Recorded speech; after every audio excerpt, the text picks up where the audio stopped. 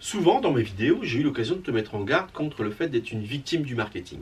C'est vrai que nous, en tant que photographes, eh bien souvent on est soumis à des tentations d'achat de matériel.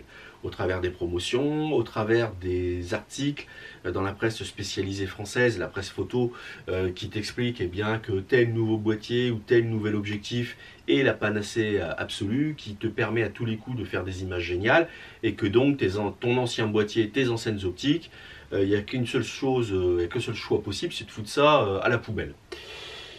Mais bon, il faut voir qu'aujourd'hui, la pratique de la photo, elle s'opère aussi bien en termes de prise de vue que les étapes qui se déroulent après. Je pense au post-traitement, je pense à l'aspect tirage. Alors moi, si je peux te parler de tout ça, c'est bien sûr parce que moi-même, j'ai été parfois victime de ce syndrome-là d'être victime du marketing.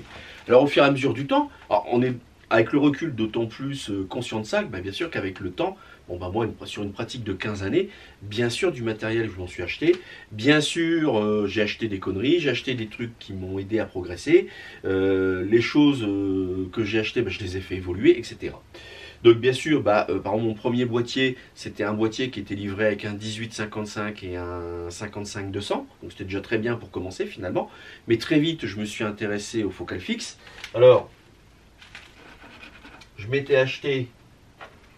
Alors l'une des premières choses que je m'étais acheté, eh bien en fait, c'est un 50 mm. Donc là, en l'occurrence, je te présente cette optique, mais enfin des 50 mm, j'en ai eu de différents types, à différentes ouvertures. Bon, celui-ci, c'est un 50 mm autofocus ouverture 1.7, que j'aime bien parce que très, très léger, très discret. Après, bien sûr, je me suis intéressé à la prise de vue macro, donc j'ai acheté des focales fixes macro. Bon, aujourd'hui, il ne me reste plus que le 100 mm macro, mais j'ai eu un 50 mm autofocus macro, que j'ai revendu. Bien sûr, j'ai eu différents boîtiers au fur et à mesure du temps. Donc celui-ci, c'est pas mon premier boîtier, loin de là. C'est un boîtier que j'ai. C'est un boîtier APS-C qui continue à très bien fonctionner. Un APS-C avec un capteur de 16 millions de pixels. Actuellement, j'utilise surtout ce boîtier donc avec un capteur full frame, donc le 24-36. Et donc justement très vite aussi je me suis intéressé, après m'être intéressé au focal fixe, je me suis intéressé au fait d'avoir des zooms qualitatifs, c'est-à-dire avec une ouverture constante, par exemple de 8. Donc j'ai le 24-70 de 8, j'ai le 70-200 de 8, j'ai aussi eu un 24-70 de 8. J'oubliais donc par exemple, j'ai ma focale fixe fétiche pour le portrait, donc un 85 mm 1.4 que j'adore, enfin c'est vraiment, je fais beaucoup de shooting avec.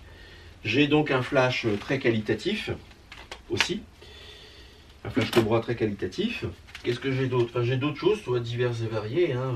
J'ai aussi bien sûr des compacts dits experts, donc là j'ai le Fujifilm X20 que j'adore. J'ai le compact avec lequel je filme cette vidéo. Donc tu vois déjà avec ce premier éventail de matos, tu te rends compte, comme tous les photographes, que je me suis acheté beaucoup de matériel orienté prise de vue.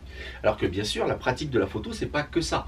Ça peut être d'avoir un ordinateur suffisamment puissant pour traiter des fichiers images toujours plus volumineux compte tenu de la résolution des capteurs d'aujourd'hui.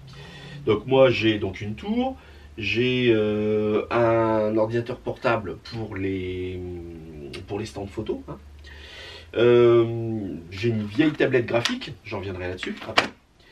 Et par exemple, tu vois, j'ai une souris ergonomique. Parce que moi qui ai une tendinite persistante, je suis de plus en plus sensible à l'aspect ergonomique des choses. Et voilà. Alors par exemple, il y a 2 ans, tu vois, je m'étais fait offert donc la valise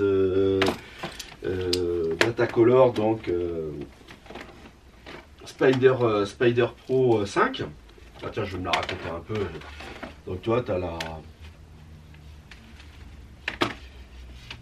tableau pour les couleurs. Qu'est-ce que tu as d'autre?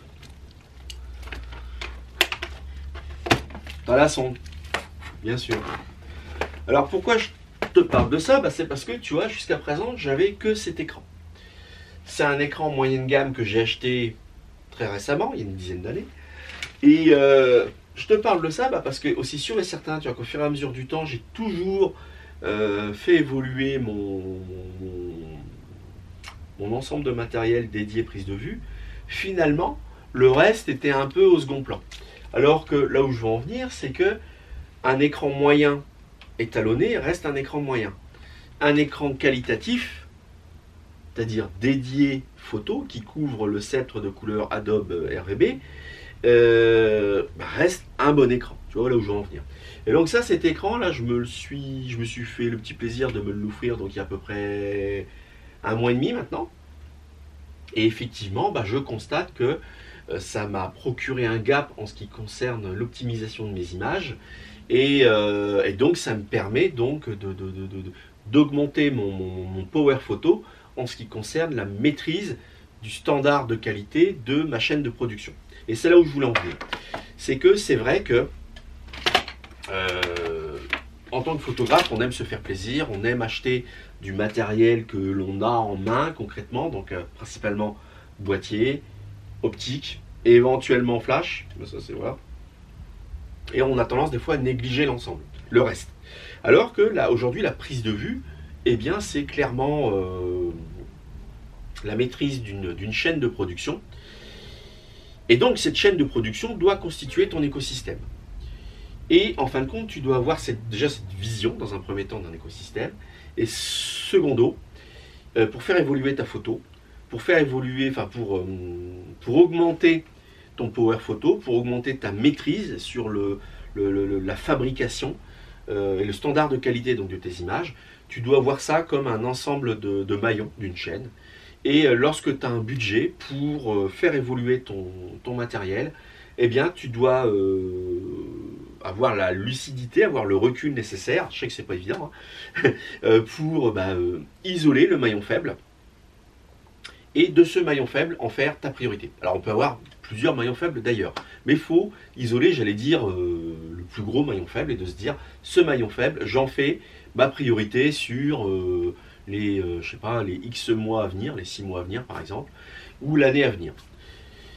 Et en fonction de ça, c'est petit à petit en améliorant chacun des maillons de la chaîne de production que tu vas vraiment pouvoir produire des images de qualité. Parce que quand bien même tu as un boîtier de qualité, mais que tu optimises tes images sur un écran moyen non étalonné, ou même un écran moyen étalonné, ça va être très difficile de retoucher tes images, voire même tu vas les retoucher de manière contre-productive, par exemple. Pareil pour l'impression des images, bien sûr. Et donc, il faut vraiment avoir une vision en tant qu'écosystème, isoler, par exemple, un maillon faible et en faire la priorité pour faire évoluer son matériel. Et comme ça, déjà, ça va te permettre d'avoir une démarche plus réfléchie, plus stratégique. Ça va t'éviter, justement, ça va contribuer à éviter que tu sois de nouveau victime du marketing, c'est-à-dire en dépensant ton budget ou une partie de ton budget dans l'achat d'un matériel de prise de vue parce que promotion, tu vois. Et donc tu vas préserver ce budget pour vraiment le dépenser dans l'achat d'un matériel de remplacement pour faire évoluer ce maillon faible. Et donc tu vois, moi j'ai attendu toutes ces années finalement pour vraiment me dire ma priorité finalement, parce que bon, on peut toujours faire évoluer son matériel, on peut toujours acheter des focales fixes ou des zooms ou des boîtiers plus récents, plus évolués, plus performants certes, mais si à un moment donné, par exemple, ça c'est frappant, si tu n'as pas un écran dédié photo, adapté à la retouche photo, eh bien j'allais dire c'est un peu stérile en fait. Et donc tu vois, j'ai été comme tout le monde, j'ai négligé un petit peu ce maillon. Alors que maintenant que j'ai acheté un écran vraiment dédié et approprié, eh bien je ressens tout de suite le bénéfice dans le traitement, dans la construction de la valeur de ma production photographique. Parce que la valeur perçue de ta production photographique, ça passe justement par une maîtrise de la retouche photo en ce qui concerne par exemple la colorimétrie, les contrastes, etc. Et ça, tu l'obtiens avec un outil adapté, c'est-à-dire un écran dédié photo. Donc voilà, c'est ce que je voulais partager avec toi, de te dire, détermine tes objectifs en termes d'acquisition matérielle. Donc ça va justement t'éviter, ça va te permettre de concentrer tes moyens, ça va t'éviter d'être victime du marketing, et puis tu verras plus clair en fait, tout simplement. En commentaire, ce que je te propose, c'est de ne pas hésiter à partager les matériels importants que tu as précédemment acquis pour améliorer ta chaîne, dans ton écosystème. De partager également tes objectifs d'équipement pour l'année qui arrive. Et l'ensemble de tout ça, eh bien, ça va permettre d'enrichir le débat, parce que, bien sûr, quand tu dis j'ai acheté tel matos, en une ou deux phrases, explique pourquoi. Comme ça pourra que donner des idées aux uns et aux autres, et ça pourra que contribuer à l'ensemble de la communauté à avancer dans la bonne direction. Écoute, comme d'habitude, reste curieux, fais de belles photos, et à bientôt dans une prochaine vidéo. Allez, salut!